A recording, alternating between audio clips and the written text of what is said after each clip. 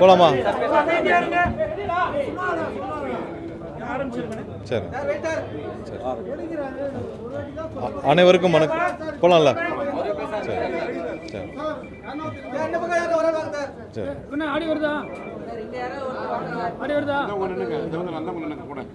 போலாமா? சரி. அனைவருக்கும் வணக்கம்.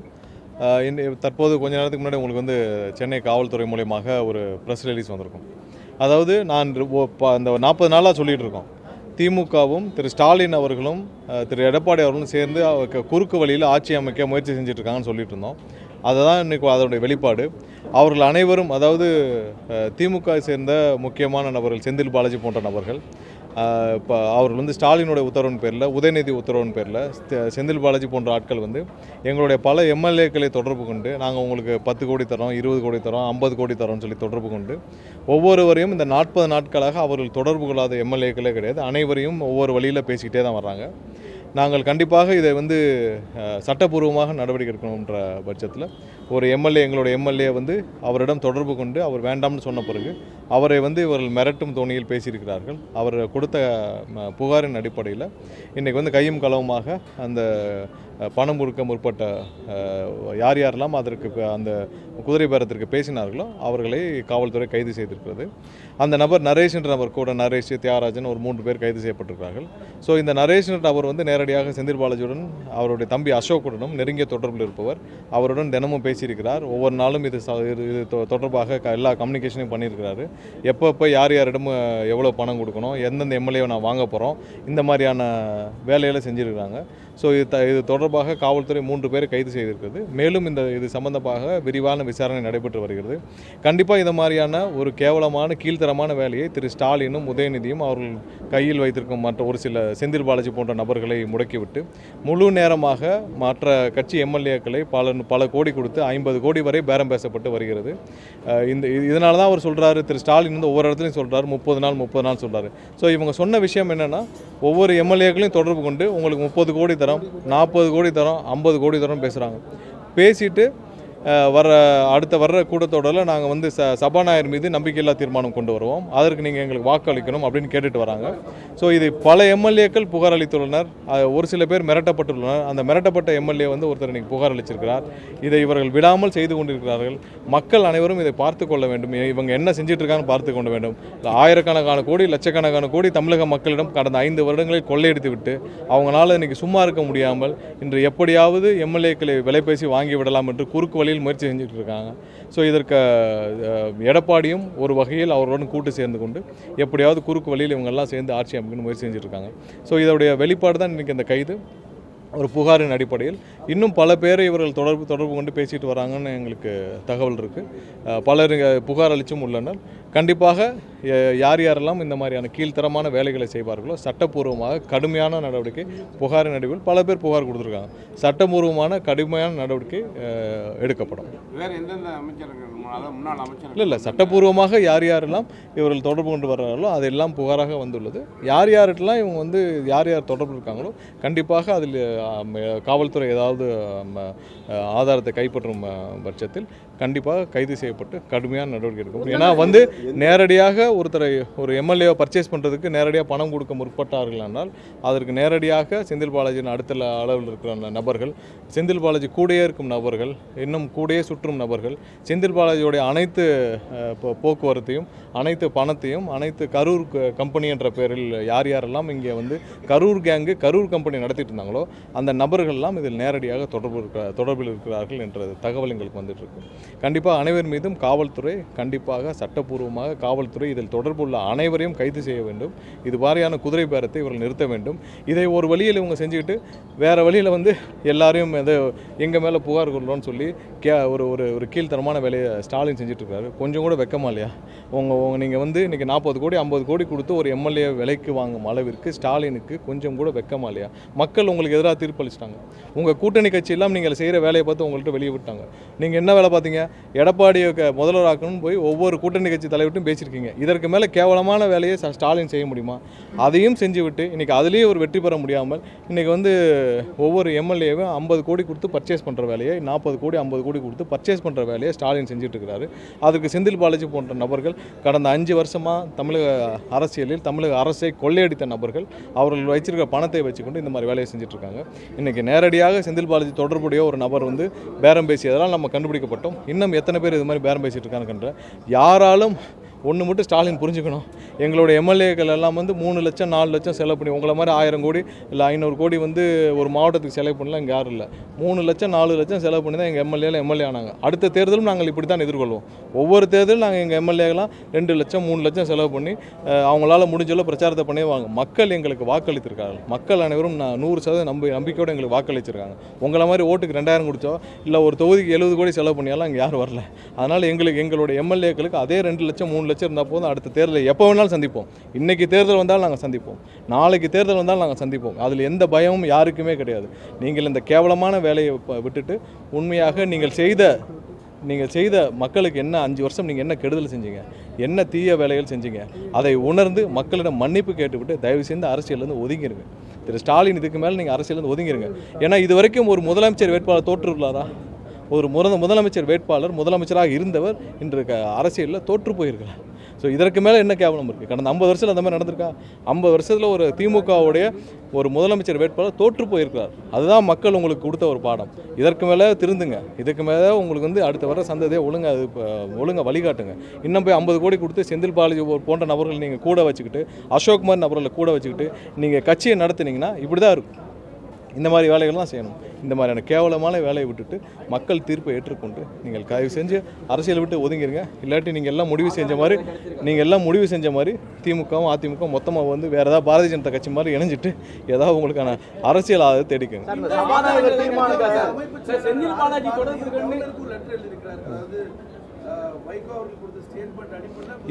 இந்த மாதிரி கைது நடந்தவுடன் அதை சமாளிக்க இப்படி ஒரு கைது நடந்தவுடன் அதை சமாளிக்க இவங்களுக்கு காலையிலலாம் இவங்களுடைய நபர்கள் எல்லாம் மாட்டிக்கொண்டாங்கன்னு தெரிஞ்ச பிறகு அதை சமாளிக்க கடிதம் எழுதிட்டு இருக்காரு. எது கடிதம்?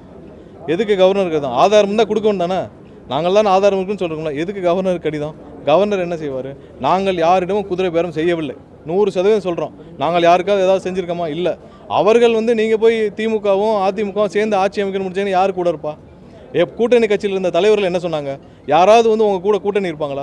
அதாவது திமுகவும் அதிமுகவும் நாங்கள் எடப்பாடியை முதல்வராக்கிறோம்னா எடப்பாடியை முதல்வராக்கிறக்கா திமுக இருக்க கட்சி தொண்டரில் வேலை பார்த்தாங்க? இல்லை எடப்பாடியை முதல்வராக்கிறக்கா திமுக இருக்க எல்லா கட்சி நிர்வாகிகளும் சேர்ந்து வேலை பார்த்தாங்க? இந்த மாதிரியான ப்ரொப்போசல், கேவலமான ப்ரொப்போசலை ஸ்டாலின் செய்யலாமா? ஃபஸ்ட்டு செஞ்சனால தான் கூட்டணியிலிருந்து வெளியேறினாங்க.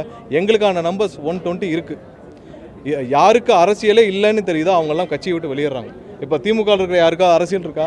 இல்லை, முதலே இல்லை. இப்போ அதை விட மோசம். அதிமுக யாருக்கா அரசியல் இருக்கா? அரசியல் இப்போ ஒரு எதிர்காலம் இருக்கா? யாருக்குமே இல்லை. யாராவது ஒருத்தருக்கு இன்றைக்கி அதிமுக அரசியல் எதிர்காலம் இருக்கா? அடுத்த தேர்தலில் நீங்கள் நின்றால் ஜெயிப்பீங்கன்னு ஒருத்தரை சொல்லுங்கள். யாரும் ஜெயிக்க மாட்டார்கள். அரசியல் எதிர்காலம் இல்லைன்னு நினைக்கிறவங்க எல்லாரும் அந்த கட்சியிட்டு வெளியேறாங்க. எம்எல்ஏவாக இருப்பவர்கள் மக்களை சந்திக்க முடியாமல் 5 வருஷம் சும்மா எப்படி இருக்கிறது? சும்மா போய் தொகுதியில் சுற்ற முடியாது. எம்எல்ஏவாக இருக்கவங்க அவ்வளோ கஷ்டம் இருக்குது. நீங்கள் ஒவ்வொரு இடத்துக்கும் போகணும், மக்களை சந்திக்கணும், வாக்களிச்சு ஜெயிச்சிருக்கீங்க. நீங்கள் மக்களுக்கு ஏதாவது செய்யணும். எதுவுமே செய்யாமல் சும்மா சுற்றி வர முடியாது ஒரு எம்எல்ஏ வந்து. அதை விட பெரிய கொடுமை ஒன்றுமே இல்லை. அதனால் எல்லாரும் வந்து இதுக்கு மேலே வெறும் எம்எல்ஏவை தொடர்ந்து எதுவுமே செய்ய முடியாமல் மக்களிடம் தினமும் பயந்து ஓடுவதற்கு பதில் நாங்கள் ரிசைன் பண்ணுறோன்றாங்க. இந்த சூழ்நிலைக்கு தள்ளியது ஸ்டாலினும் எடப்பாடியும் தான். இன்னும் அந்த சூழ்நிலை ரொம்ப மோசமாக கொண்டு போயிட்டுருக்காங்க. ஆர்எஸ் பாதி என்ன லெட்டர் எழுதுனா யாருக்கு லெட்டர் எழுதணும்? உங்களுக்கு ஆதாரம் இருக்கா சொல்லுங்கள். நாங்கள் யார்கிட்ட பேசினோமா? ஏதாவது சொல்லியிருக்கோமா? எதுவுமே சொல்லலை. நாங்கள் யாரையும் போய் கூட்டோமா நீங்கள் வந்து எங்களோட சேருங்க உங்களுக்கு அது தரது எதுவுமே இல்லை. எங்களுக்கு நம்பர்ஸ் இருக்குது. கூட்டணி கட்சியிலேருந்து நாங்கள் பேசினோம். கூட்டணி கட்சிகளில் இப்போ நாங்கள் காங்கிரஸ், கம்யூனிஸ்ட் அனைவரும் சேர்ந்து எங்களுக்கு ஆதரவு கொடுக்குறேன்னு சொன்னாங்க. ஏன்னா அது மக்களுடைய தீர்ப்பு. நீங்கள் எடப்பாடியை போய் முதல்வராக்கணும்னு கூட்டணி கட்சி சொன்னோன்னு யார் உங்களோட பயணிப்பா? ஸ்டாலினோட யார் பயணிப்பா? எடப்பாடி முதல்வராக்கிறதுக்கு அவங்களுக்கு வந்து காங்கிரஸும் பிஜேபியோடு நின்று பிஜேபியோடு ஜெயிச்ச எடப்பாடியை முதல்வராக்கிறதுக்கு அவங்க காங்கிரஸும் கம்யூனிஸ்ட்டும் அண்ணன் திருமாவளவனும் இல்லை ஐயமும் இருப்பாங்க. ஐயோமல் ஐயா காதர் தெளிவாக சொன்னார்ல, பிஜேபியோடு ஜெயிச்சு எடப்பாடியை முதல்வராக்கிறதுக்காக ஸ்டாலின் நாங்கள்லாம் சேர்ந்து இவ்வளோ வேலை பார்த்தோன்னு சொன்னார். அதான முக்கிய காரணம். அதுக்கு தானே வெளியேறினாங்க. அவரெல்லாம் எங்களுடன் சேர்ந்து இன்றைக்கி ஆட்சி அமைக்க மக்களோட தீர்ப்பை ஏற்றுக்கிட்டாங்க. அதையும் பொறுத்து கொள்ள முடியாமல் வீட்டில் சும்மா உட்கார்ந்துக்கிட்டு எந்த வேலையும் செய்யாமல் இன்றைக்கி உங்களுடைய மகன் வந்து அரசியலில் எதுவுமே தேர மாட்டான்னு தெரிஞ்சுக்கிட்டு இப்படியாவது குறுக்கு புத்தியில் நீங்கள் வந்து இன்றைக்கி யாரையாவது விலை கொடுத்து வாங்க முடியும்னு நினச்சிங்கன்னா அது நடக்காது. நீங்கள் வந்து உங்களுடைய மகன் 5 வருஷம் நீங்கள் ட்ரெயின் பண்ணி பார்த்தீங்க, எதுவுமே நடக்கலை. அவர் ஒரு அரசியல்வாதியாக கூட நீங்கள் பொது வழியில் வர முடியல. இன்றைக்கி எங்கே இருக்காது தெரியுமா? துபாய் போய் 1 வாரம் ஆச்சு. அப்படி ஒரு நபரை வச்சு நீங்கள் எப்படி அரசியல் பண்ணுவீங்க? நீங்கள் அதெல்லாம் மகனை முதல்ல ட்ரைனிங் பண்ணுற வேலையை பாருங்கள். உங்களுடைய மகன் உதயநிதியை ட்ரைனிங் பண்ணுற வேலையை பாருங்கள். நீங்களே கடைசி வரை அரசியல்வாதி ஆக முடியவில்லை. அதனால் கடைசி வரை உங்கள் பேரை சொல்லி ஸ்டாலின் தலைமையின் அரசுன்னு என்னைக்காக சொல்லியிருக்காரா? திராவிட மாடல் அரசுன்னு சொல்லுவார். ஏன்னா அவருக்கே அந்த தைரியம் கடைசி வரை வரவில்லை. கடைசி வரை அவருக்கே வந்து ஸ்டாலின் தலைமையிலான அரசுன்னு என்னைக்காக சொல்லியிருக்காரா? அது வந்து என்றைக்கும் அவரால் இது எதுவுமே இல்லை. அவருக்கு அந்த தைரியம் கடைசி வரைக்கும் வரலை. அது கடைசி வரைக்கும் திராவிட மாடல் அரசுலாம் சொல்லியிருக்காரு. இப்போவும் சொல்கிறோம், இந்த திமுகவோட அத்தியாயம் இத்தோடு முடிஞ்சு விட்டது. என்னைக்கு இந்த கேவலமான வேலை, அதாவது அதிமுகவோட சேர்ந்து ஆட்சி அமைக்கணும், பிஜேபியோட சேர்ந்து ஆட்சி அமைக்கணும் முயற்சி செஞ்சாங்களோ, திமுகவுடைய அத்தியாயம், திமுகவோட எதிர்காலம் இத்தோடு முடிஞ்சு விட்டுச்சு. இனிமேல் வேறு ஏதாவது வேலை இருந்தால் அவர் கண்டிப்பாக பல பேரிடம், அதாவது ஆதாரத்துடன் 35 கோடி ரூபாய் பேரம் பேசியது எங்களுக்கு ஆதாரத்துடன் காவல்துறைக்கு வந்ததால் உடனடியாக கைது செய்யப்பட்டனர். செந்தில் பாலாஜியும் அவருடைய தம்பியும் அவருடன் இருக்கும் நபர்களும் நேரடியாக தொடர்பு இருக்கும் நபர்களும் இதில் சம்பந்தப்பட்டிருக்கிறார்கள். இதற்கு மேலே ஒரு கேவலமான விஷயத்தை திமுக சார்ந்த தலைவர், அவருடைய தலைவர் ஸ்டாலினும் உதயநிதியும் முடக்க முடியாது. காவல்துறை விசாரணை இல்லை, காவல்துறை அவருடைய விசாரணையை தொடர்ந்துகிட்டே வராங்க. கண்டிப்பாக அடுத்தடுத்த கட்டங்களில் யார் யார் கைது செய்யப்படுறாங்களோ அது காவல்துறை தெரிவிப்பார்கள். இது மாதிரியான ஒரு மோசமான குற்றத்தை செய்தவர்கள் எந்த காலத்தில் விடுவிக்கப்படுறாங்க. என்ன சொல்லியிருக்காரு? ரெண்டு பேர் ராஜினாமா பண்ணா வந்து பிரச்சாரம் பண்றேன்னு, அதாவது அண்ணன் வைகோ அவர்கள் சொன்னது என்னன்னா, அண்ணன் வைகோ அவர்கள் நாங்களும் உங்களுடன் சேர்ந்து பயணிக்க ஆசைப்படுகிறோம். அப்படி பயணிக்கும் இல்லை உள்ள பேச்சுவார்த்தை என்னன்னா, உள்ள நடந்த பேச்சுவார்த்தைகள் தான் நான் சொல்கிறோம். நீங்கள் அண்ணன் வைகோ அவர்களிடம் நீங்கள் கேட்டு பாருங்கள். அதாவது யாரும் யாரிடமும் இங்கே வந்து யாரையும் இழுக்கவில்லை. அவர்களும் எங்களுடன் சேர்ந்து பயணிக்க வேண்டும் என்று விரும்புகிறார்கள். யார் பயணிக்க வேண்டும் சட்டப்பூர்வம், ஏன்னா அவங்க எம்எல்ஏ அங்கே திமுகவுடைய சின்னத்தில் ஜெயிச்சிருக்காங்க. அவங்க எப்படி எங்களோட பயணிக்க முடியும்? அந்த முடிவில் அவங்க எம்எல்ஏ எடுக்கணும், அவங்களோட கட்சியில் இருக்கணும். அதில் நாங்கள் என்ன சொல்றதுக்கு இருக்குது? ஸோ அவர்கள் யாராக இருந்தாலும் அவர்களுடன் சேர்ந்து கட்சியாக அண்ணன் வைகோ அவரோடு மதிமுக கட்சியாக நாங்கள் வந்து பயணிக்கிறது எந்த தப்பு இல்லை.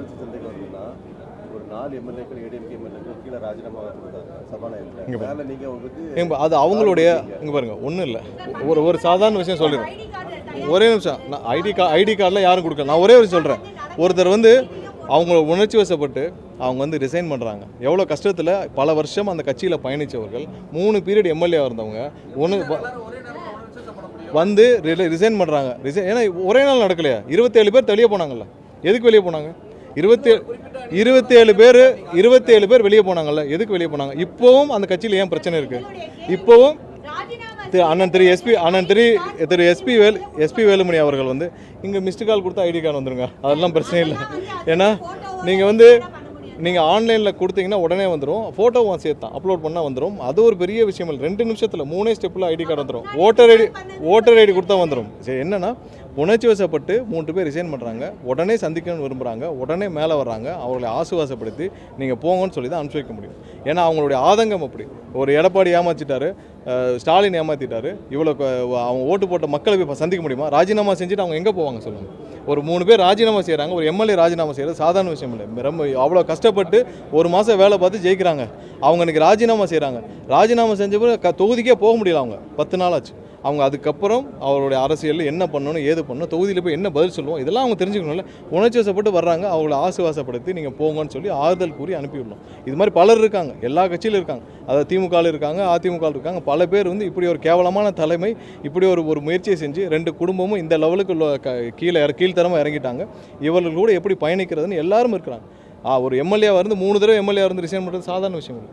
அவங்க ரிசைன் பண்ணிட்டு அது நம்ம கையில் இல்லைங்க, அது அவங்களுடைய முடிவுங்க. நம்ம என்ன சொல்றது? இல்லை நம்ம அது சம்பந்தமாக இல்லை ஒரு விஷயம் சொல்லிக்கிறோம்.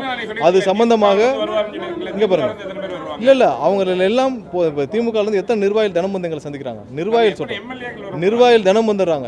எங்களால் பயணிக்க முடியல, அந்த கட்சியில் தொடர முடியல, அது கட்சியே இல்லை. அவங்க பாட்டுக்கு ஒரு குடும்பம் இருந்துச்சு, முன்னாடியாவது கலைஞராவது எல்லாரையும் பார்த்துட்டு இருந்தார், இப்போ அதுவும் இல்லாமல் ஒரே குடும்பம் ஸ்டாலின் குடும்பம் ஆயிடுச்சுன்னு சொல்லிட்டு இருக்காங்க. இதே மாதிரி தான் எங்கள் சம்பந்தமாக யாருமே யாரிடமும் பேசவில்லை. உறுதியாக சொல்கிறோம். அவர்களாக வந்து ரிசைன் பண்ணுறாங்க. அவர்களையும் நாங்கள் வந்து யாரையும் வந்து நீங்கள் ரிசைன் பண்ணி யாரையும் நாங்கள் கேட்டது, அவங்களா ரிசைன் பண்ணுறாங்க. வேறு வழி இல்லாமல் ரிசைன் பண்ணுறாங்க. 27 இல்லை இங்கே பாருங்கள், அண்ணன் இல்லை அண்ணன் வைகோ அவர்கள் தெளிவாக திமுகவுடன் பயணிக்க முடியாத சூழ்நிலையில் அவர் உள்ளார் என்பதை கண்டிப்பாக எல்லாரிடமும் எங்களிடமும் தெரிவித்தார். அதுக்கப்புறம் அது அவங்க எம்எல்ஏவோட முடிவு, அதுக்கு நம்ம என்ன சொல்கிறதுக்கு இருக்குது. இதில் எந்த விதத்திலும் எந்த ஆதாயத்திற்காகவோ எந்த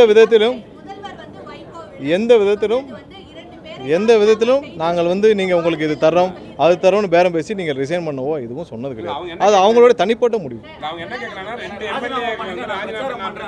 அப்படிலாம் அப்படிப்பட்ட வார்த்தையை இல்லை அப்படிப்பட்ட வார்த்தையை கண்டிப்பாக 100% எங்களுடைய முதலமைச்சர் சொல்லவில்லை. இல்லை அப்படிப்பட்ட வார்த்தையை சொல்லவில்லை. நீங்கள் கோர்வையாக அங்கே நடந்த எல்லாத்தையும் அங்கே கோர்வையாக முழுசாக நீங்கள் அவர்கிட்ட கேட்டிங்கன்னா, அங்கே நடந்த என்னதுன்னு முழுசாக கேட்டிங்கன்னா அவர் விளக்கம் கொடுப்பார். அண்ணன் வைகோ அவர்களும் விளக்கம் கேட்டுக்காங்க. சரி சரி வேறு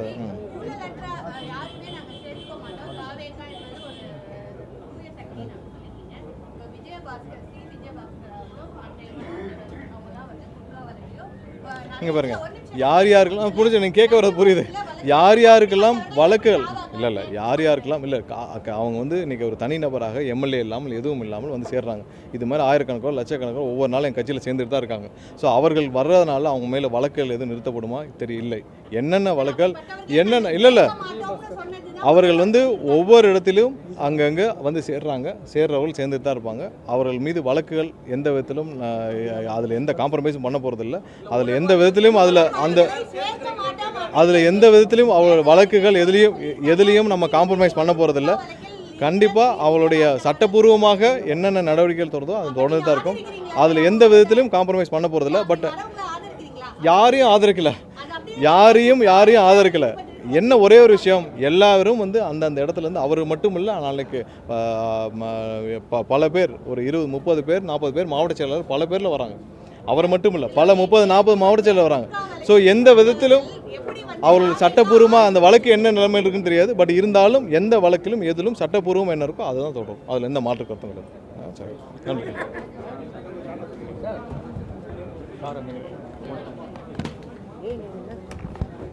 அவன் மைக்குங்க